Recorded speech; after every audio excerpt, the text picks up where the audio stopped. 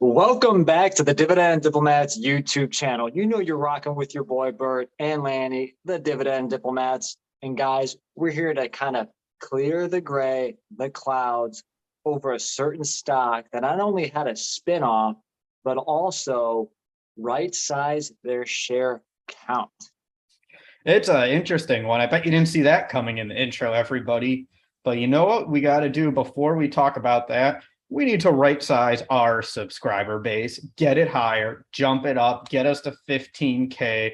Hit that subscribe button, follow along, ring that notification bell. Everybody, we are pumped up to have you on our YouTube channel, hopefully gain you as a subscriber. And thank you for all the support over the years as we continue to grow this channel. All right, guys, I know it was a pretty crazy week here. I know you're watching this on Sunday, hopefully drinking your favorite coffee. Bert, I know you got yours in front of you with your Dividend Diplomats coffee mug. Check the store below, guys.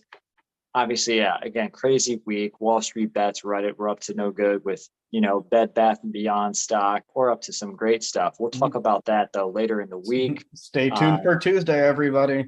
Yeah, check in on Tuesday. We got a hot one coming out related to the Bed Bath & Beyond stock. Turmoil here. But guys, there's a certain stock that seemed pretty undervalued based on the share price and where it historically trades at.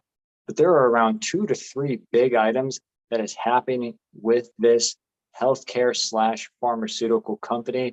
And we're going to dissect each of those pieces, look at the dividend metrics, and then see if this is a dividend stock to buy right now. Yep. So before we talk about the company, let's talk about what's going on in the market, because this is a trend we've been seeing over the last few years with some of these mega companies. Leading up to the 2020s, you saw the mega trend of people wanted as many brands. They wanted to be diversified. They wanted to have these massive companies growing revenue, producing a huge cash flow chunk, growing a dividend. They wanted it all. Going forward, though, they wanted it now. Yes. Yeah. No patience whatsoever. But what you started to see is the opposite of the trend. Now companies want to slim down. They want their business to be focused on core business initiatives, not spread out amongst different divisions and having as many slices of the pie as you can. So you saw companies like AT&T spin off Warner Media. You saw Pfizer spin off Viatris. And it's just this trend that just continues to keep happening. Johnson & Johnson, my favorite stock, is coming up next in the pipeline.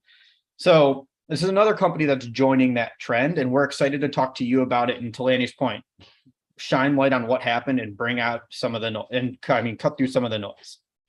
Exactly. So a lot of companies are doing the spinoffs, as Bert just said. Pfizer did it a couple of years ago with Viatris.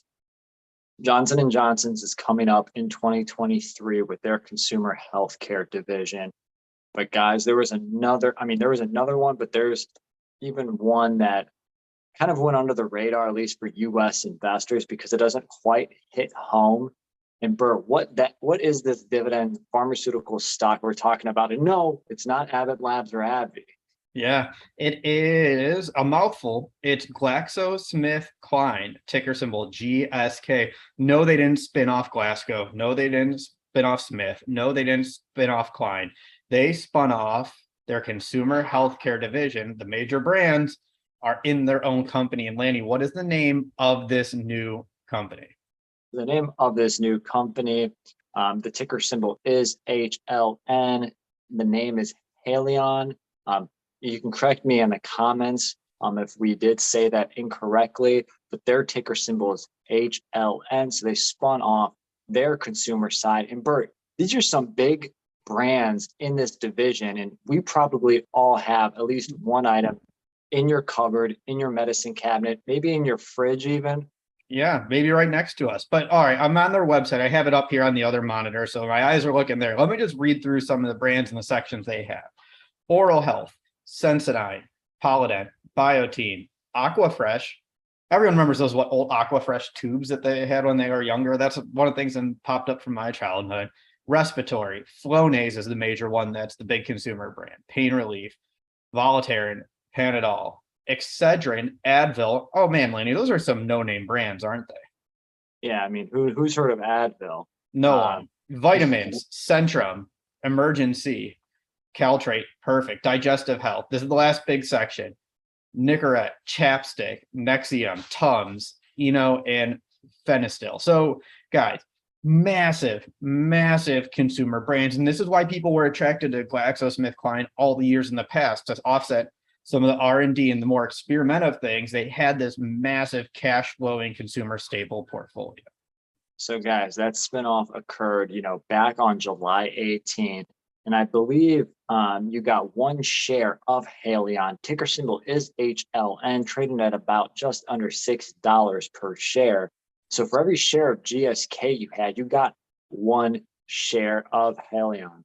I know I had around 94, 95 shares of Glasgow. So I now have 94, 95 shares of Haleon.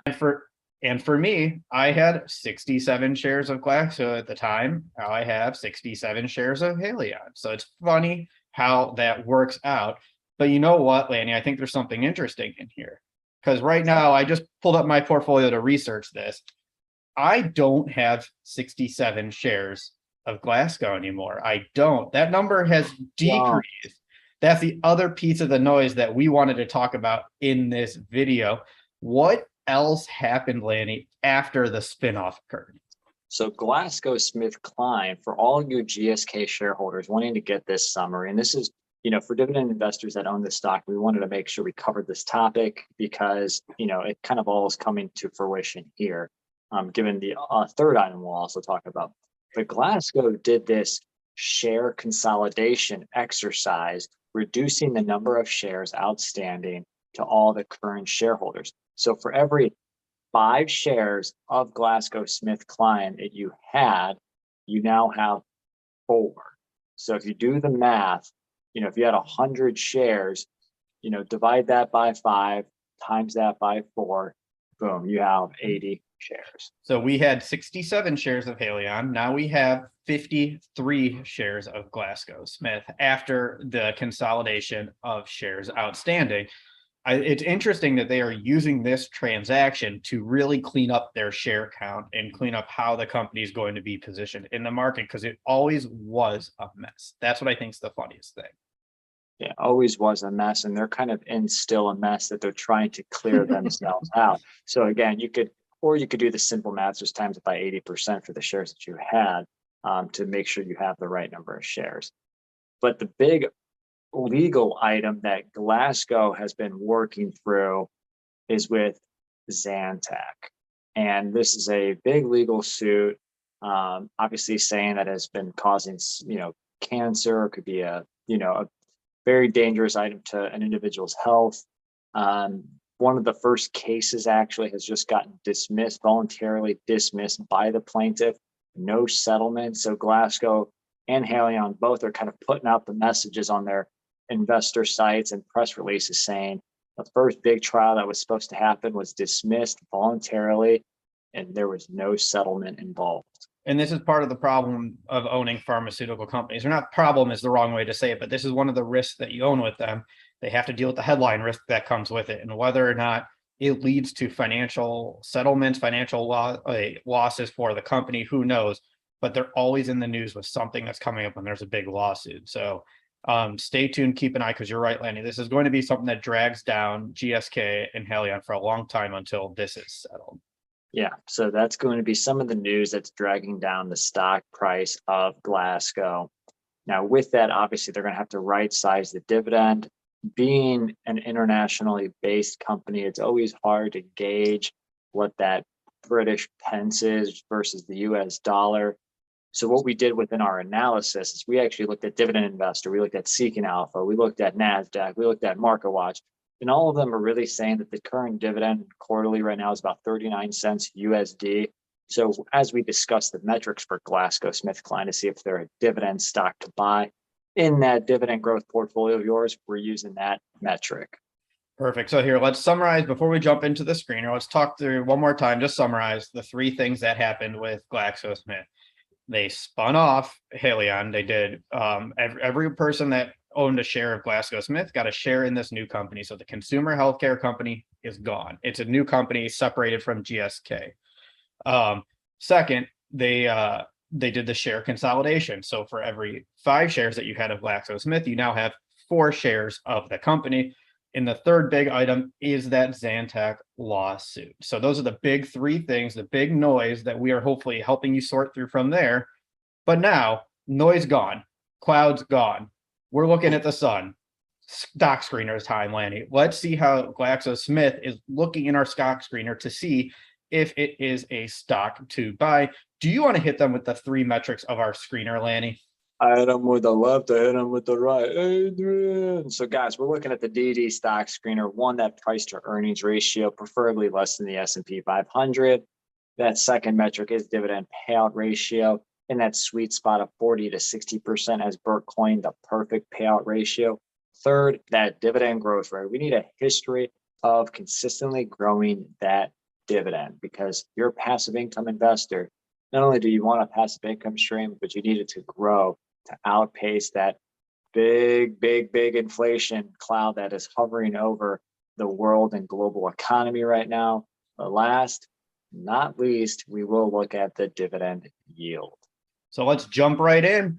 At the time, close price, August 19th, GlaxoSmith's closing price was $34.06. Divide that by EPS of $3.33. That gives you a PE ratio of 10.23. And just a quick note here, we calculated $3.33 using an annualized adjusted EPS after looking through the financials, because as Lanny said with the dividend, it's not the easiest to figure out what the core dividend is. It's not always the easiest to figure out the EPS either. So we kind of had to eyeball it here, and we felt comfortable with $3.33. And you could argue that it could be a conservative approach based on what we have used in that metric. A PE ratio of about 10 is kind of consistent with the industry, would you say? Yeah, that's right. Probably around where Pfizer is. So I think that's good. I mean, it feels right. So conservative, be damned. We're going with 10.23 as our PE ratio. Let's move into that second metric. Lanny talked about how we got to a $1.56 annual dividend already.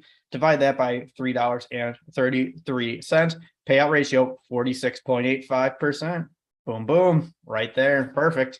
And to talk about the payout ratio, GlaskoSmithKline is actually saying that is the ratio that they want to say. And actually verbatim, as I'm trying to pull up their guidance right now, they are working on an implemented guide on a 40 to 60% payout ratio through their investment cycle. It's almost like they were at the dividend diplomats.com blog.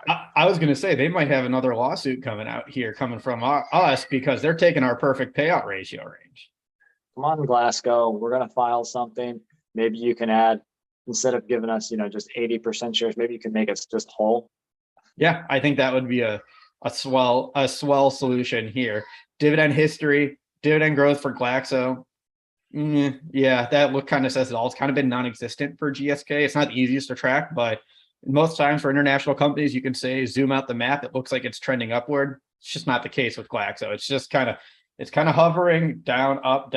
Who knows? But we can't say that their dividend is trending upward over time.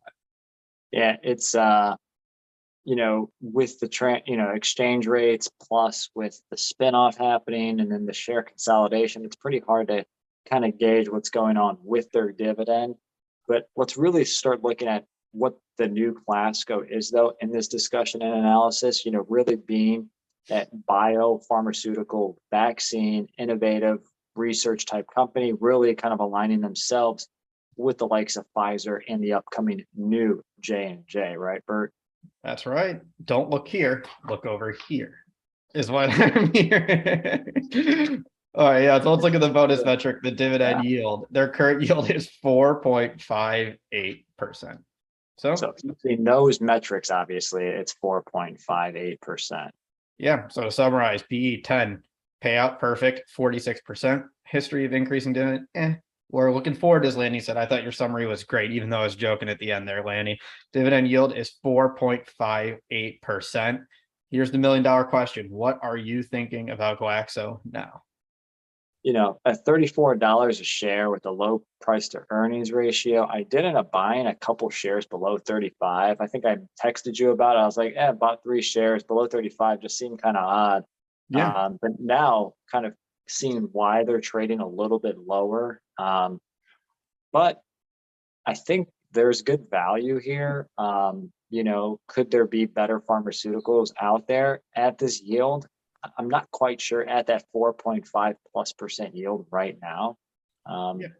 What I think is, I agree. I think the yield is solid. It's interesting. It falls, their payout ratios in the low end of their targeted range. So they have a built-in buffer for future dividend growth now, because they said they want it from 40 to 60. We're seeing payout ratio 45%. So there could be potential dividend growth coming now that's a little bit more consistent now that they're cleaning up the balance sheet and their shares. But everybody, what do you think about GlaskoSmithKline? Did you own shares? Do you own shares of Haleon now? What are you doing with your shares? If that, we would love to hear your thoughts, your feedback, and what the heck you are doing with these companies going forward. And if somebody out there knows what Haleon plans on doing in regards to their dividend, I know Viatris kind of hinted at it when they came out, but I'm not sure if Haleon, I can't find some details. So if you know, please let us know in the comments on that.